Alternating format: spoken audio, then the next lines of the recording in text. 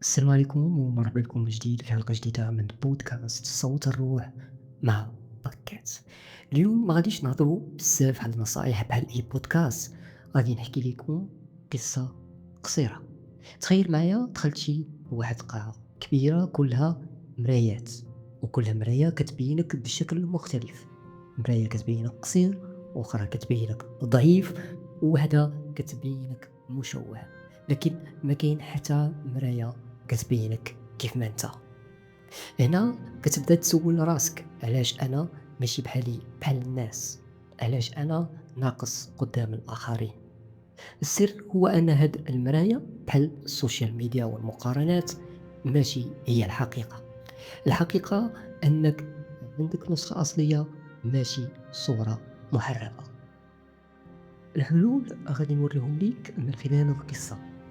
كسر المرايا الكاذبة، أي أنك غادي تقلل من المقارنة براسك بالناس، وحاول توقف قدام مراية وحدة، مراية راسك. صنع ليك مراية جديدة، اكتب إنجازاتك الصغيرة باش تشوف التقدم اللي درتيه، ماشي العيوب.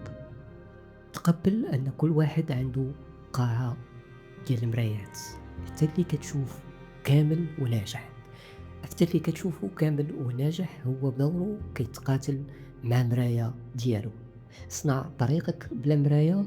ملي كتمشي وكتخدم على احلامك ما كيبقاش عندك وقت باش تشوف شكون سبقك ولا شكون وراك. المقارنة بحال القاعة ديال المرايات المشوهة، عمرها ما غادي توريك صورتك الحقيقية. باش تعيش مرتاح خاصك توقف قدام مراية وحدة، وهي مراية روحك.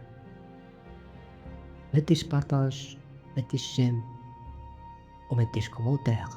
السلام عليكم.